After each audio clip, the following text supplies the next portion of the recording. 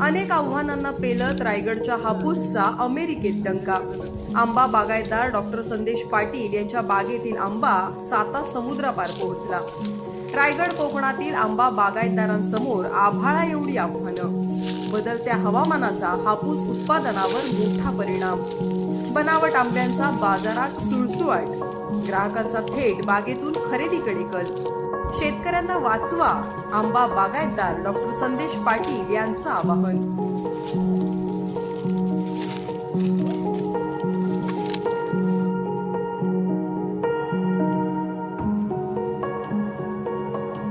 आंबा हा फळांचा राजा म्हणून जगभर ओळखला जातो।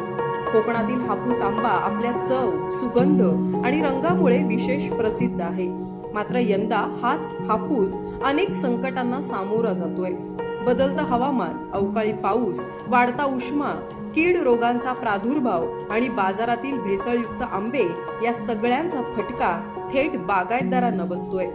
सरकारी मदतीचा अभाव आणि उत्पादन घट यामुळे शेतकरी हवालदिल झालेत। अशा परिस्थितीत मायबाप जनतेने थेट शेतकऱ्यांकडून आंबे खरेदी करून त्यांना आधार द्यावा असं आवाहन बागायतदार करतायत। अनेक आव्हानं उभी ठाकली तरी या आव्हानांना पेलत रायगडच्या हापूसचा डंका अमेरिकेत वाजतोय। आंबा बागायतदार डॉक्टर संदेश पाटील यांच्या बागेतील आंबा 7 समुद्रापार पोहोचला असल्याचं खुद्द संदेश पाटील यांनी सांगितलंय। कोकणातील हापूस हा केवळ फळ नाही तर संपूर्ण अर्थव्यवस्थेचा कणा आहे। मात्र सध्याच्या संकटामुळे हा कणा डळमळीत झालाय। जर वेळेत उपाययोजना केल्या नाहीत तर फळांचा राजा टिकवणं कठीण होऊ शकतं। म्हणूनच ग्राहक, शासन आणि समाज या तिघांनीही पुढे येऊन आंबा बागायतदारांना आधार देणं ही काळाची गरज बनलीय। यंदाच्या हंगामात केवळ हवामानच नव्हे तर उत्पादन खर्चातही मोठी वाढ झालीय। खतं, औषधं, मजुरी आणि वाहतूक खर्च वाढल्यामुळे आंबा बागायतदारांचं गणित बिघडलंय। एका झाडामागे होणारा खर्च वाढला असतानाही उत्पादन मात्र घटलंय। तज्ञांच्या मते हवामान बदलामुळे आंबा पिकाच्या फुलोऱ्याचा कालावधी आणि फळधारणेवर थेट परिणाम होतोय। तापमानातील अचानक बदल आणि आर्द्रतेमुळे चढ उतार यामुळे मोहर टिकत नाही। दरम्यान निर्यात बाजारावरही परिणाम होत असल्याचं चित्र आहे। दर्जेदार उत्पादन कमी झाल्यामुळे परदेशात जाणाऱ्या हापूसच्या प्रमाणात घट होण्याची शक्यता वर्तवली जाते। याचा थेट फटका शेतकऱ्यांच्या उत्पन्नावर बसू शकतो। याच पार्श्वभूमीवर पाहूया आमचे प्रतिनिधी धम्मशील सावंत यांचा हा विशेष रिपोर्ट।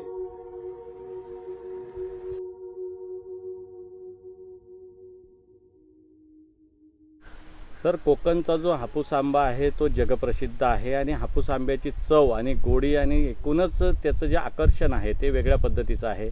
काय सांगाल सर, आपण या आंबा बागायत क्षेत्रामध्ये आहात, कशा पद्धतीची आपली बाग आहे, कधी ही बाग सुरू केली आणि कसा प्रवास एकूणच राहिलेला आहे या क्षेत्रातला? माझी ही बाग आहे ही जांभूळपाडा गावात आहे। म्हणजे जांभूळपाडा हे अलिबागमध्ये येते आणि आपण कोकणामध्ये येतोय आणि या आपल्या हापूसच्या बागेला GI मानांकन सुद्धा मिळालेलं आहे। तर ही बाग साधारण 24 एकरची आहे आणि ही बाग मी साधारण 2000 सालापासून इंडिव्हिज्युअली मी करत आहे। त्याच्या अगोदर याच्यातल्या काही बागांमध्ये 89 साली आंब्याची लागवड केली होती आणि म्हणजे इथे जर आपण पाहिलं तर 89 सालापासून ते अगदी गेल्या वर्षापर्यंतचे जशी आम्ही जागा आमची वाढलेली आहे तशी तशी झाडं लावत नेलेली आहेत। इथे साधारण 1250 झाडं आहेत। हापूसची आहेत, केशरची आहेत, राजापुरीची आहेत, तोतापुरीची आहेत, लंगडा बनारस असे थोडेफार इतर व्हरायटीची सुद्धा झाडं आहेत, पण मेनली आपल्याकडे हापूस आहे। आणि हापूस आंबा आता जसं तुम्ही म्हणलात जगप्रसिद्ध, होय निश्चितच तो जगप्रसिद्ध आहे आणि आजच आपल्या बागेतून US साठी म्हणजे अमेरिकेसाठी सुद्धा आंबा एक्सपोर्टसाठी जात आहे। आपण तो आजच संध्याकाळी वाशीला पाठवणार आहोत आणि मग तिथून तो पुढे प्रोसेस होऊन आंबा जाणार आहे। आपल्या इथे ही बाग जी आहे ती साधारण 24 एकरामध्ये आहे आणि 1250 झाडं आहेत।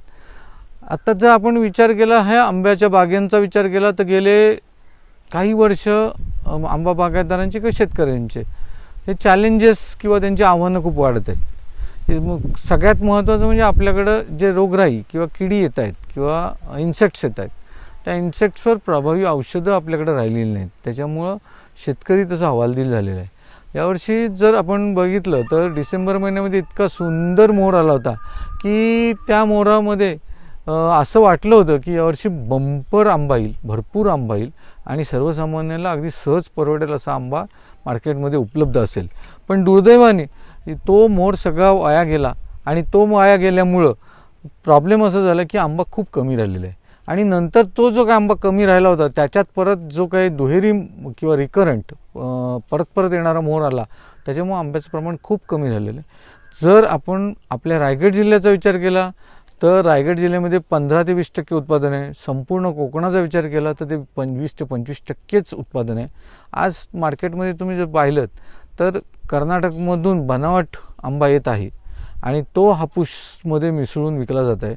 अन्यथा आपला जो अस्सल हापूस आहे तो अस्सल हापूस बाजारात फारसा नाही आहे आणि त्याच्यामुळं बाजारात दरसुद्धा चांगले आहेत. अस्सल हापूससाठी मागणीसुद्धा खूप आहे आणि खवय्ये लोक आमच्या बागेपर्यंत पोचत आहेत आणि ते खुद्द बागेतून, कारण बाजारात जो काही भेसळयुक्त आंबा मिळतो आहे त्याच्यापेक्षा अनेक खवय्ये बागायत आपल्या स्वतःच्या बागेत येऊन आंबे खरेदी करण्याला पसंती देतात.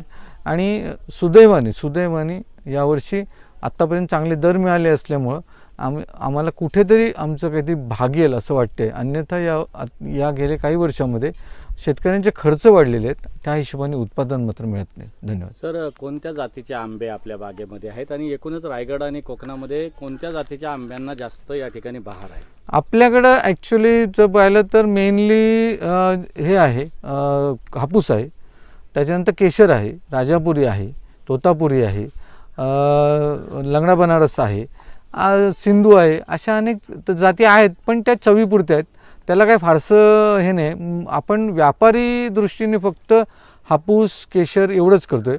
आपल्याकडे पायरीसुद्धा आहे आणि कोकणामध्ये तुम्ही जर विचाराल तर कोकणामध्ये सगळ्या जातींना चांगली फळं येतात, कारण कोकणचं हवामान आणि कोकणची माती ही आंब्यासाठीचीच आहे.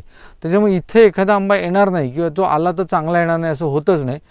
सगळ्या जातींचे आंबे कोकणामध्ये चांगलेच येतात आणि त्याची टेस्ट, साईज, स्वाद हा उत्तमच असतो. परंतु त्यातल्या त्यात हापूस हा मात्र कोकण व्यतिरिक्त कुठेही चांगला होत नाही आणि त्याच्यामुळे आपला जो कोकणचा हापूस आहे तो खासच आहे आणि तो जगभरात प्रसिद्ध आहे. हवामानामध्ये जे बदल आहेत, चढ उतार असतो, हवामानाचा परिणाम या सगळ्या फळ उत्पादनावर कसा होतो सर? हवामानाचा बदल होत असतो आहे. हवामानाच्या बदलापेक्षाही मला असं वाटतंय की जास्त आता जो प्रॉब्लेम आहे तो कीटकनाशकांमध्ये जो रेझिस्टन्स, प्रतिकारशक्ती, जो कीटकांमध्ये प्रतिकारशक्ती जी निर्माण झालेली आहे त्यांनी शेतकरी अडचणीत आलेला आहे. नवीन अशी फारशी कीटकनाशकं बाजारात उपलब्ध झालेली नाहीत आणि कृषीमध्ये भारतामध्ये संशोधन फार कमी आहे, खूपच कमी आहे आणि त्याच्यामुळे नवीन गोष्टी काही उपलब्ध होत नाही आहेत. असं सगळं प्रॉब्लेम आहे. कोकणातल्या रायगडातल्या शेतकऱ्यांपुढं काय आव्हानं आहेत? बाजारपेठ असेल, विक्री असेल, कशा पद्धतीनं होतं सर? बाजारपेठ ही रायगड किंवा अलिबाग किंवा मुंबईच्या जवळपास असलेल्या शेतकऱ्यांना त्याचं बाजारपेठ हा चॅलेंज नाही आहे. आता आम्ही तर मुंबई APMCला सुद्धा पाठवतो आहे. आम्ही एक्सपोर्टसाठी सप्लाय पण देतो, म्हणजे ज्या एक्सपोर्टर्सना चांगला माल हवा असेल त्यांना आम्ही तो चांगला, आता मी मगाशी म्हटल्याप्रमाणे आजसुद्धा आपण US साठी 650 डझन आंबा देतो, तर तेही देऊ शकतो आपण. तसंच आपण डायरेक्ट कस्टमर्सना सुद्धा आंबे विकत असतो. तसंच आपण APMC मार्केटला पाठवतो. भारतात अनेक ठिकाणी आपल्याकडं ज्या ऑर्डर्स येतात त्या ऑर्डर्सना आपण ग्राहक जे आपले काही बनलेले आहेत, आता बारामतीला पाठवलेलं आहे, नाशिकला पाठवलेलं आहे, गुजरात आनंदमध्ये पाठवलेलं आहे, दिल्लीला पाठवलेलं आहे, बँगलोरला पाठवलेलं आहे. असं विविध ठिकाणी आपण जशा ऑर्डर्स क्रिएट होतात तसं आपण तिथे पाठवत असतो. बाजारपेठ किंवा मार्केटिंग, जर तुमच्याकडे उत्तम उत्पादन असेल, गुणवत्तापूर्व उत्पादन असेल तर मार्केटिंग हा काही तुम्हाला अडचणीचा भाग नाही आहे. तर आंबा बागायतदारांचे नवीन तंत्रज्ञान आणि नवकल्पना काय आता सध्या येत आहेत पुढे, की जेणेकरून आपल्या उत्पादन वाढीत आणि आर्थिक स्रोतात भर पडेल, असं काही आहे? खरं तर याच्यावर शासनाने, कृषी विद्यापीठांनी किंवा कृषी विभागाने खरं संशोधन करण्याचं गरजेचं आहे. आत्ता परिस्थिती अशी आहे की ह्याच्यावर काही फारसं संशोधन होतच नाही आहे. त्याच्यामुळे नवीन तंत्रज्ञान किंवा नवीन कन्सेप्ट असे काही फारसे तुम्हाला दिसत नाही आहेत. खरं नवीन कन्सेप्ट यायला पाहिजे, जे आपल्याकडं आपण फक्त इस्रायल टेक्निक, ऑस्ट्रेलियन टेक्निक किंवा असं काहीतरी बडबडतो, पण त्या आपल्या हवामानाला किंवा आपल्या मातीला सुटेबल आहेत का याचा अभ्यास कुठं केला आहे आपण, तो करायला पाहिजे. आणि आपल्या ह्या व्हरायटीना तो सुटेबल आहे का, तो करायला पाहिजे.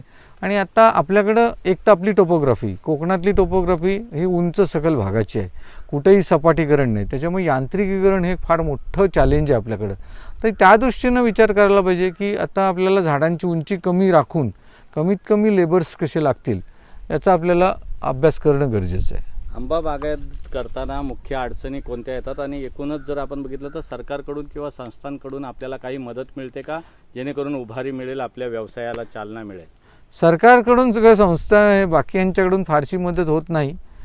फक्त निसर्ग आणि तोक्ते वादळाच्या वेळेला म्हणजे काय उद्धव ठाकरे मुख्यमंत्री होते त्यावेळेला मात्र एक 50,000 रुपयाची मदत कोकणातल्या शेतकऱ्यांना, हेक्टरी 50,000 झाली होती.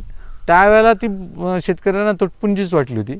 पण इतर वेळेला ती 18,000 रुपये हेक्टरीच्या वरती, किंवा आत्ता या फडणवीस सरकारने जे काही जाहीर केले 22,000, पण त्याच्यातही अजून GR काढलेलं नाही आहे.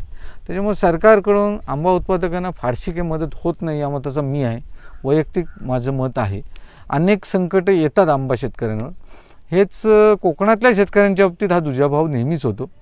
आणि कोकणातल्या राजकीय इच्छाशक्तीचा अभाव आहे की कोकणातल्या शेतकऱ्यांना मदत व्हावी असे इथल्या लोकप्रतिनिधींना प्रामाणिकपणे वाटत नाही. त्याच्यामुळे त्याच्यासाठी विशेष प्रयत्न लोकप्रतिनिधींकडून होत नाहीत आणि त्याच्यामुळे इथल्या शेतकऱ्यांना न्याय मिळत नाही. आंब्याच्या झाडाला फुलोरा येण्यासाठी काय विशेष काळजी घेता आणि फळगळ जी थांबण्यासाठी काय विशेष काळजी घेता? आंब्याचा फुलोरा येण्यासाठी खरं काळजी घेण्याचं म्हणजे आपण झाडांना जे काही न्यूट्रिशन आहे किंवा त्याला पोषण मूल्य आहेत ती आपण द्यायला पाहिजे. आता आंबे काढून झाल्यानंतर या झाडांना योग्य खतं देणं हे महत्त्वाचं आहे. आणि गरज असेल तिथं पॅक्लोबिट्रोझलचं आपण ॲप्लिकेशन द्यायला पाहिजे. पण मुळात NPK किंवा मायक्रोन्युट्रिएंट्स आणि मुख्य खतं आणि सूक्ष्म अन्नद्रव्ये यांचं जर व्यवस्थित व्यवस्थापन केलं आणि झाडामध्ये जर ताकद आपण ठेवली, झाडांमध्ये अन्नद्रव्यांचा साठा व्यवस्थित ठेवला तर फुलोरा येतो. पण फळगळ आणि वांस फुलोरा हे मात्र आत्ता गेले काही वर्षातले खूप मोठे चॅलेंजेस आहेत. आणि कीटकांची जी काही प्रतिकारशक्ती वाढली आहे त्याच्यामुळं आमचा जो कीटकनाशकांचा वाढलेला वापर आहे तोही एक वांजमोराला किंवा फळधारणा न होण्याला कारणीभूत आहे. तर उत्कृष्ट चांगली सेन्सिटिव्ह कीटकनाशकं आणि बुरशीनाशकं उपलब्ध होणं ही काळाची गरज आहे. तर आत्ताच्या काळामध्ये, धावपळीच्या युगामध्ये मजूर व्यवस्थापन हे एक मोठं आव्हान असतं. मजूर व्यवस्थापन कसं करता? मजूर व्यवस्थापन करताना आमची खरंच तारांबळ होते. आता हे सांगण्यासारख्या गोष्टी नाही आहेत, खूपच कठीण गोष्टी आहेत. आणि सगळ्यात मोठी गोष्ट म्हणजे कठीण गोष्ट ती होऊन गेलेली आहे. आणि ॲग्रिकल्चर सेक्शनमध्ये त्याच्याशिवाय तुम्हाला काहीच करता येत नाही. सर, आंबा बागायतीमध्ये कोणते घटक आहेत जे तुमच्या नफ्यावर सर्वाधिक जास्त परिणाम करतात? नफ्यावर तसं परिणाम आवक रादर तुमचं आता आम्ही ह्याच्यामध्ये मला खरं उत्तर देता येणं कठीण आहे. पण एक नक्की आहे की आता तुम्हाला उत्पादन खर्च कमी करण्याशिवाय पर्याय राहिलेला नाही आहे. निर्यात आणि ब्रँडिंग कशी, सर, शेवटचा प्रश्न, कशी होते आपली? आणि ब्रँडिंगसाठी तुम्हाला देखील आपलं कशा पद्धतीचं मार्गदर्शन असेल? आंबा बागायतदार शेतकरी जे तुमच्याकडे एका अभ्यासक आंबा बागायतीचे म्हणून बघतात, अनेक एकरच आपली जी बागायत आहे आणि अनुभव देखील दांडगा आहे, एकूणच काय सांगाल? निर्यात, ब्रँडिंग आणि शेतकऱ्यांना मार्गदर्शन शेवट. ब्रँडिंग करण्यासाठी तुम्हाला सतत कंटिन्युअस तुमची क्वालिटी मेंटेन करायला पाहिजे. ब्रँडिंग आपोआप होतं. तुम्ही एक तुमचं ब्रँड ठरवा, त्यांनी मार्केटिंग सुरू करा.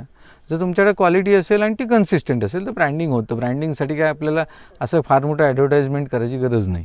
आता माझंही ब्रँड आहे आणि चांगला डेव्हलप झाला आहे. गेल्या 26 वर्षात तो हळूहळू डेव्हलप झाला. एका वर्षात काही एका दिवसात तो होत नसतो. नंतर एक्सपोर्ट साठी काय त्यांचे नॉर्म्स असतात. फक्त आपल्याकडं एक्सपोर्टच्या विषयात असं होतं की सगळे पैसे एक्सपोर्टच स्वतःच्याच खिशात ठेवायचा प्रयत्न करतो. त्याला माल मात्र शेतकऱ्यांकडून चांगला असतो, पण चांगला माल घेताना शेतकऱ्याला 2 पैसे देण्याची त्याची प्रवृत्ती नसते. आणि त्याच्यामुळं शेतकरी त्याच्यात घाळघसळ करून कसाही आंबा देतो.